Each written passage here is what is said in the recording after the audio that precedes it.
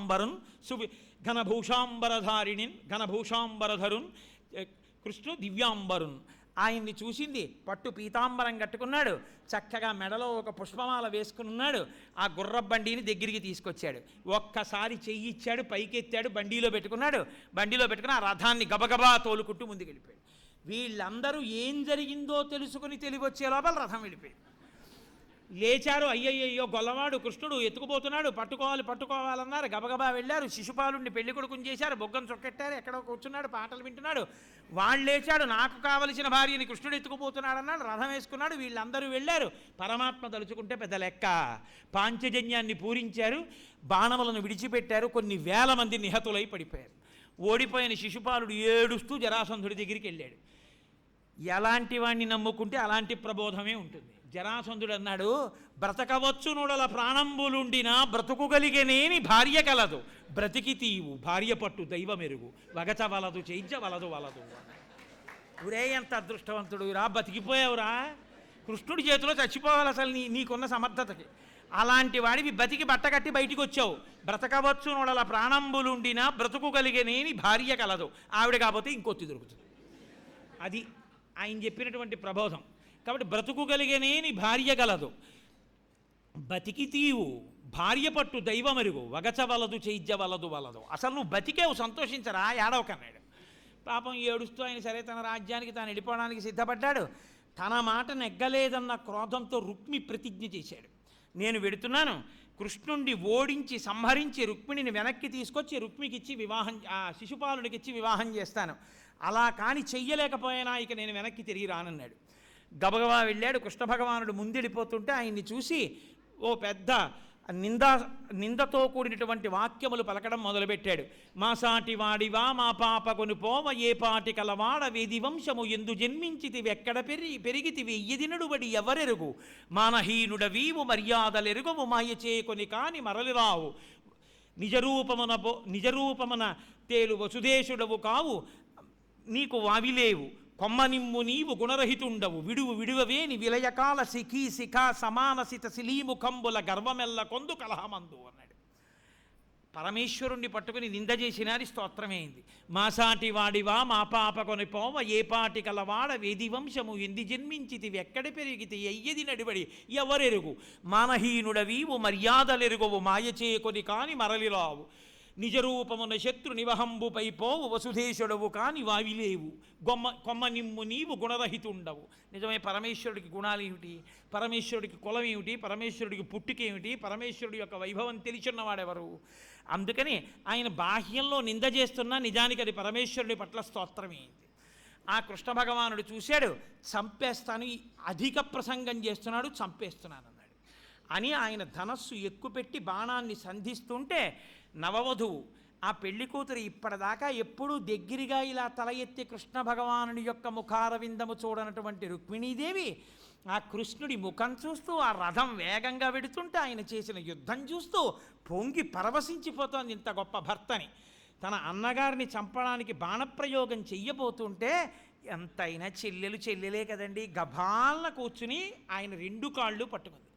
అనుడగ్గుత్తికతో మహాభయముతో ఆకంపితాంగంబుతో శృతిజలద్వేణీ కలాపంబుతో కనుదోయింజడికొన్న భాష్పములతో కాంతాల లామంబు బ్రొక్కిన రుక్మిణి తెగవేయబోక కృష్ణుండు శిశుపాలును అవమానించనన్నని ఆయన ఇంకా శిశుపాలు అసలు వచ్చినటువంటి రుక్మిణి చంపేద్దామనుకునేటటువంటి సమయంలో ఆవిడ కాళ్ళు పట్టుకుని ఏడ్చింది.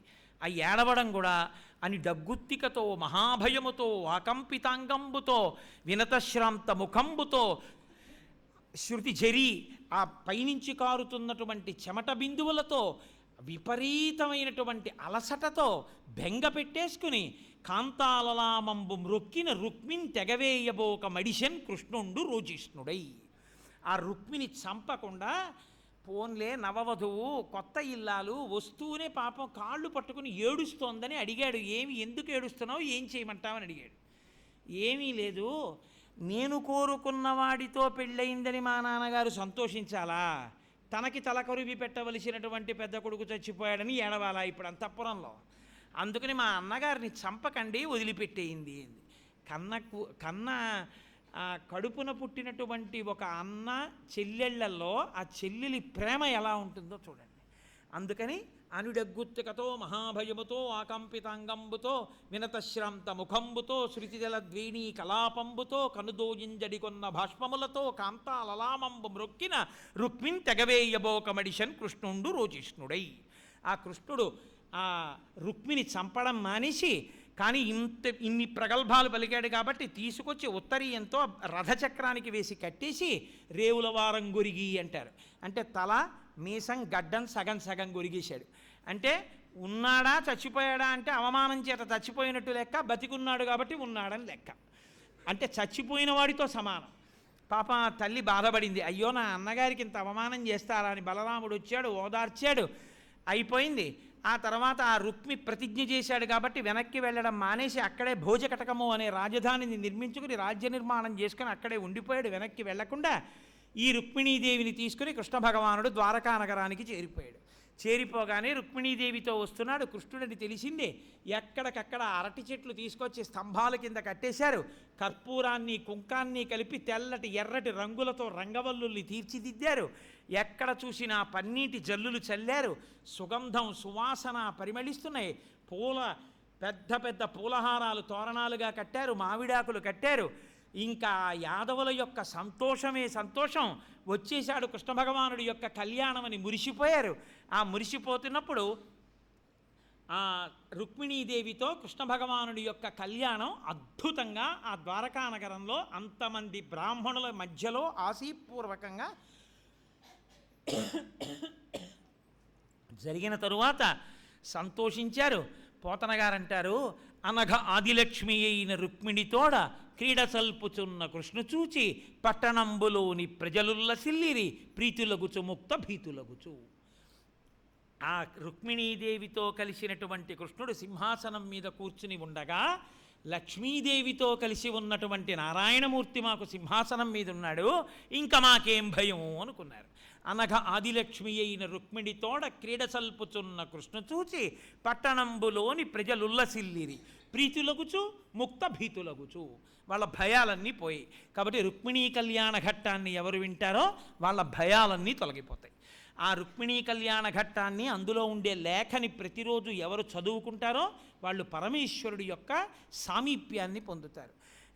ఆడపిల్లలు ఎవరెవరు ఈ రుక్మిణీ కళ్యాణాన్ని ప్రతిరోజు చదువుతారో అలా చదివినటువంటి ఆడపిల్లలకి గత జన్మలలో చేసుకున్నటువంటి పాపముల వలన అయోగ్యుడు, అల్పాయుష్కుడు, బాధలు పెట్టేటటువంటి వాడు, అన్యమనస్కంగా ఉండేవాడు భర్తగా రావాలి, దాని వలన ఆ చేసిన పాపము శమిస్తుంది అని అనుభవిస్తే కానీ పాపం పోదు. కాబట్టి దుర్మార్గుడైన భర్త రావాలని లాటమనందు వ్రాసి ఉంటే ఎవరు రుక్మిణీ కళ్యాణం చేస్తారో, ఎవరు రుక్మిణీ కళ్యాణంలో లేఖ చదువుకుంటారో అటువంటి వారికి శిశుపాలుడు తప్పి కృష్ణ భగవానుడు భర్తగా రుక్మిణీదేవికి వచ్చినట్టే మంచి భర్త వచ్చి చక్కగా అన్యోన్యంగా సంతోషంగా లక్ష్మీనారాయణుల్లా ఆనందంగా జీవితాన్ని గడపగలిగినటువంటి స్థితి కన్యకామణులకు అబ్బుతుంది.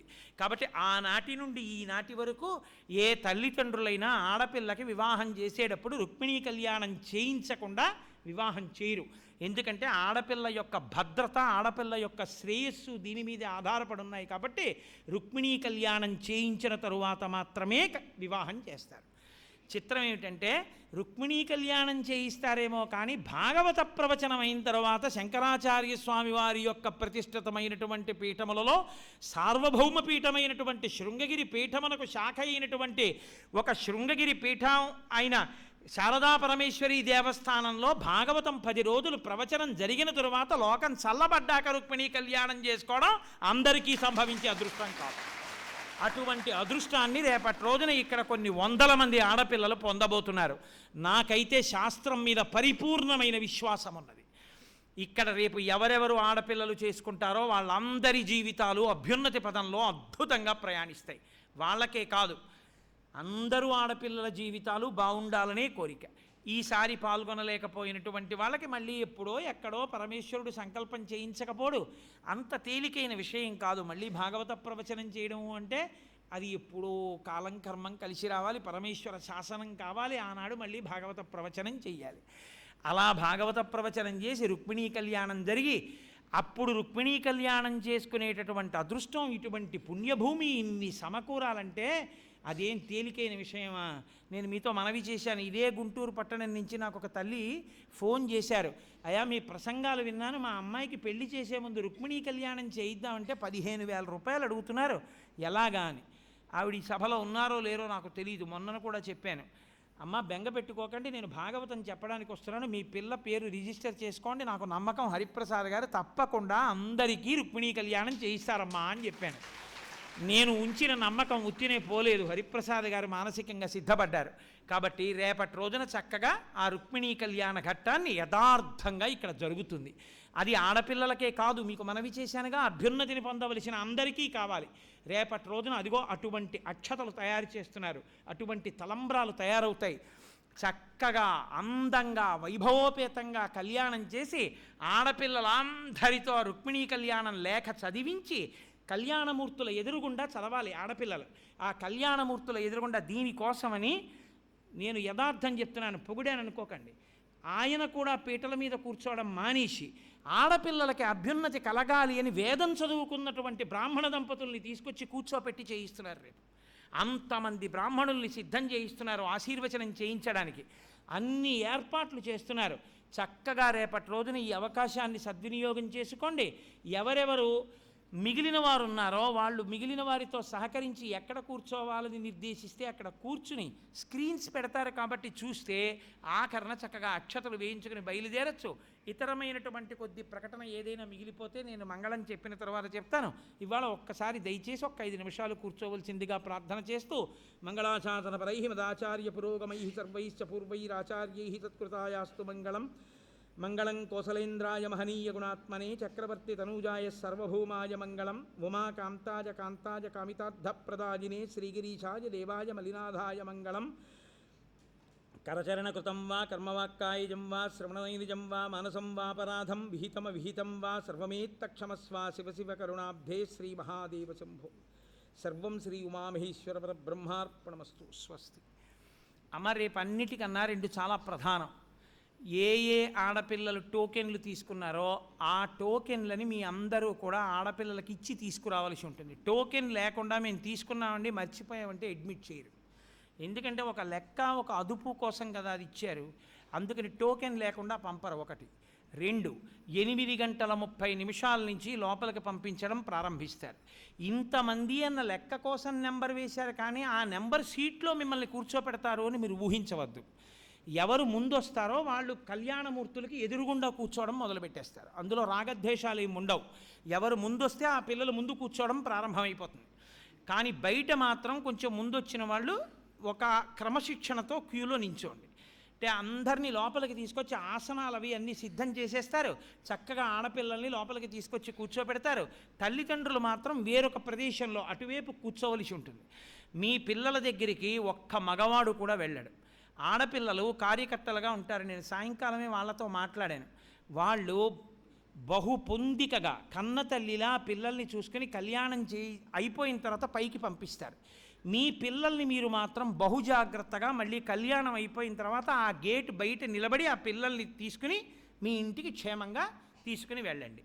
రేపు సమయం మాత్రం అత్యంత ప్రధానం. 5 నిమిషాల తక్కువ 9 తర్వాత ఇంకా టోకెన్ ఉన్నా కూడా లోపలికి పంపించారు. 5 నిమిషాల తక్కువ 9 వరకే, ఖచ్చితంగా 9 రుక్మిణీ కళ్యాణం ప్రారంభమైపోతుంది. కాబట్టి అందరూ 8 గంటల 30 నిమిషాలకే గేటు దగ్గర రెడీగా ఉండేటటువంటి ప్రయత్నం చేయండి. ఉంటే అందరినీ వరుస క్రమంలో లోపలికి పంపిస్తారు. అప్పటికి ఉండేటటువంటి వాతావరణ పరిస్థితుల్ని దృష్టిలో పెట్టుకుని చేసేటటువంటి ఏర్పాట్లని గమనించి దయచేసి పెద్దవాళ్ళందరూ కూడా సహకరించండి. పిల్లల్ని తీసుకొచ్చేటప్పుడు మరీ ఏదో పెద్ద సానపట్టి తీసుకురాకండి. వాళ్ళకి అవసరమైతే ఒక 2 ఇడ్లీ పెట్టి తీసుకురండి. ఎందుకంటే మధ్యాహ్నం వరకు ఉండాలి. పసిపిల్లలు వాళ్ళు తల్లడిల్లిపోకూడదు. ఇడ్లీకి దోషం లేదు. ఇడ్లీ పెట్టమన్నానని మసాలా దోశలు సమోసాలు పెట్టకండి. ఇడ్లీ ఆవిరి మీద ఉడుకుతుంది కాబట్టి మినహాయింపు ఇచ్చాం. కాబట్టి ఒక 2 ఇడ్లీ పెట్టి కాసిన పాలు ఇచ్చి తీసుకురండి. మీ పిల్లల్ని పంపించేటప్పుడు ఒక వాటర్ బాటిల్ ఒకటి ఇచ్చి పంపించండి.